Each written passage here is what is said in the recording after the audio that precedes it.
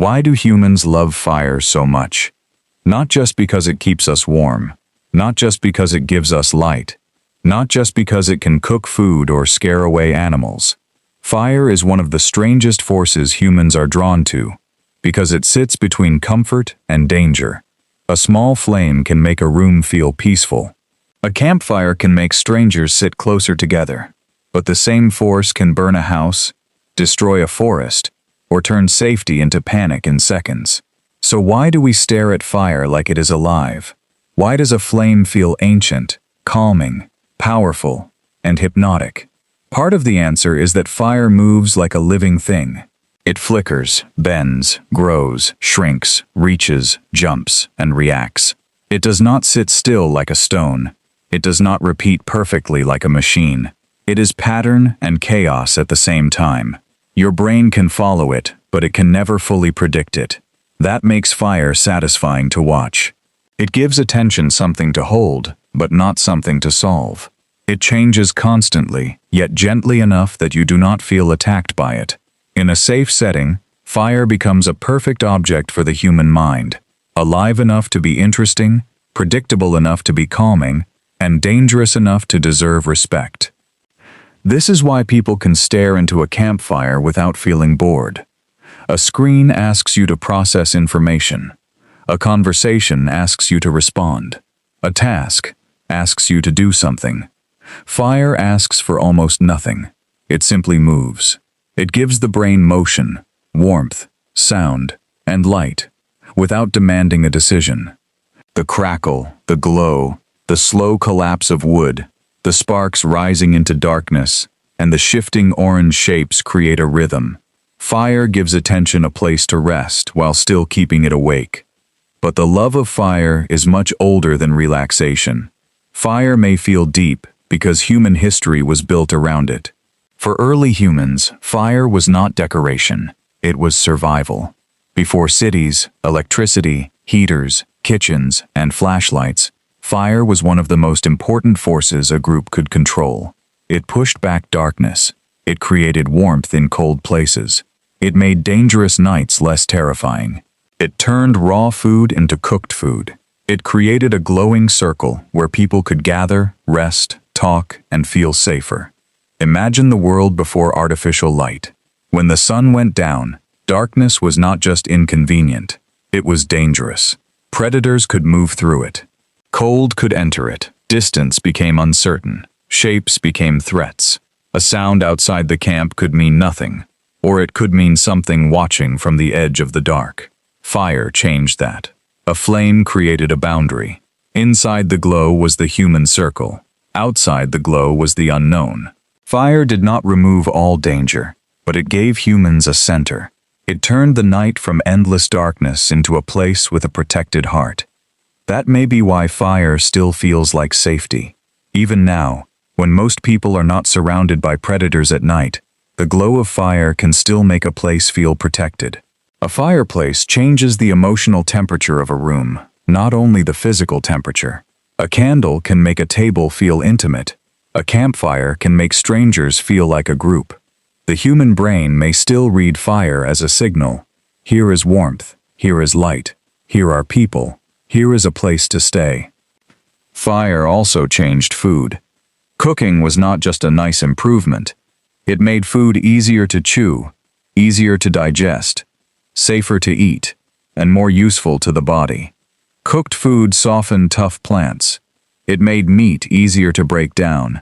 It killed many harmful organisms. It changed how humans ate, how they gathered, and how much energy they could get from the meal. Fire did not only warm the outside of human life, it may have helped reshape the inside of human life. So when humans love fire, they may be responding to something that shaped the species for a very long time. Fire was a tool, but it was not like a stone tool. A stone tool stays where you put it. Fire must be fed. It must be watched. It can help you or escape you. It has behavior. It grows when given fuel. It weakens without care. It spreads if ignored. It dies if neglected. That made fire one of the first powerful forces humans had to cooperate with. We did not invent it, but we learned to hold it. That is why fire feels like controlled danger, and humans love controlled danger. We enjoy roller coasters because they feel risky, but are designed to be safe. We enjoy scary stories because fear is contained inside fiction. We enjoy spicy food because pain becomes pleasure when the body knows it is not truly in danger. Fire works in a similar way. A bonfire, candle, or fireplace gives us danger inside a boundary. The flame is real. The heat is real. The risk is real. But when controlled, that danger becomes thrilling instead of terrifying. We get to stand near power without being destroyed by it. This controlled danger gives fire its emotional depth. Water can calm us. Trees can ground us. The sky can make us feel small. But fire is different, because fire feels like something we should not be able to hold. It is nature's wild energy made visible. It eats, glows, breathes, and transforms whatever it touches. Wood becomes heat. Darkness becomes light. Cold becomes warmth. Raw food becomes cooked food. A dead branch becomes movement. Fire is transformation happening directly in front of the eyes. That transformation is part of its fascination. Fire does not simply sit on an object. It changes the object. It turns solid matter into light, smoke, heat, and ash. It shows destruction and creation at the same time. A log disappears, but warmth appears. A candle melts, but light appears. A field may burn, but new growth can later rise.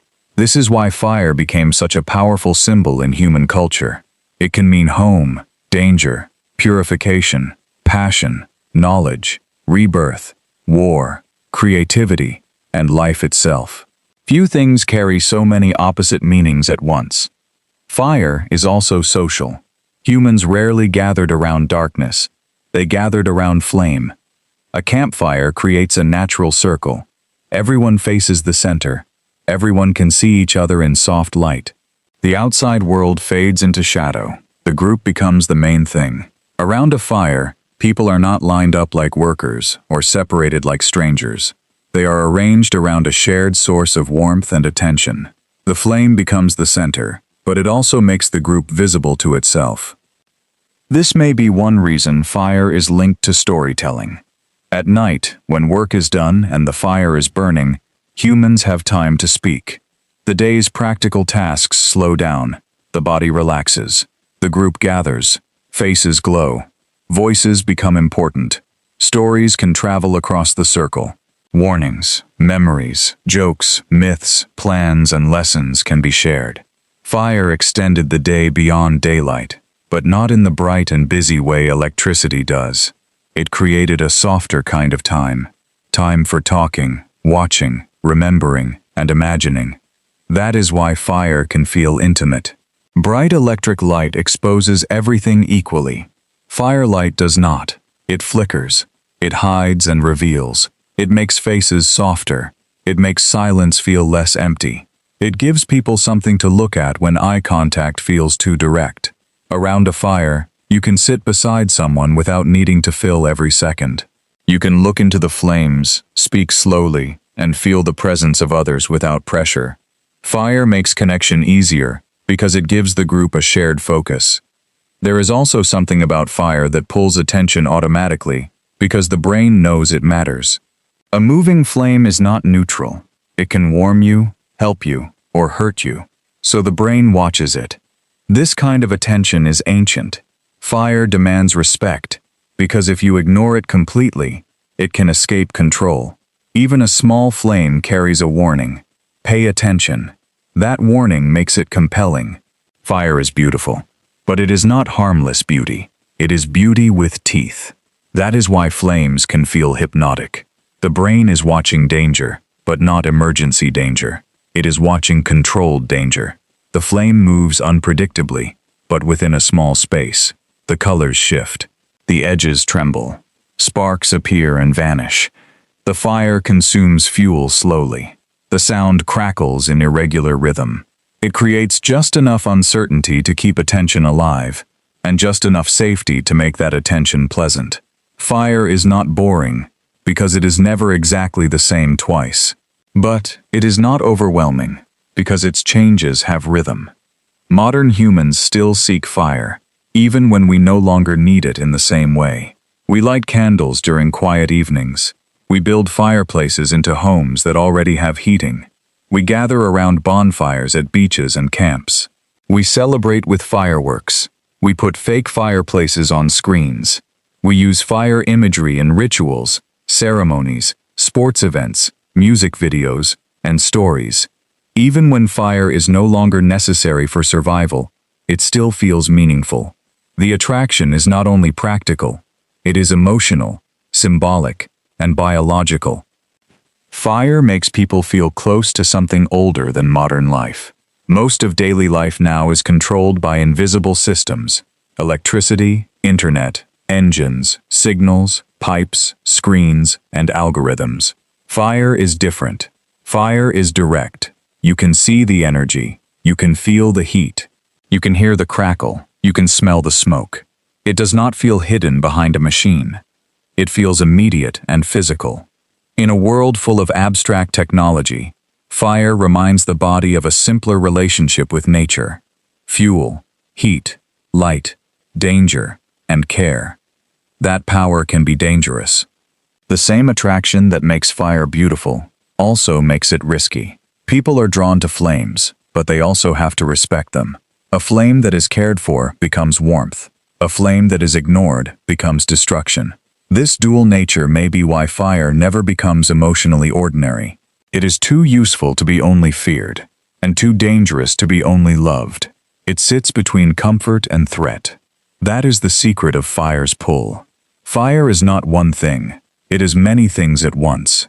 It is a tool and a danger. It is warmth and destruction. It is home and wilderness. It is calm and movement. It is ancient and immediate. It is social and solitary. You can stare into a fire alone and feel your thoughts slow down. You can sit around a fire with others and feel the group become closer. You can watch a candle and feel peace. You can watch a wildfire and feel awe and fear. So why do humans love fire so much? Because fire is one of the first wild forces humans learned to live with. It gave us warmth, food, light, protection, time, stories, ritual, and gathering.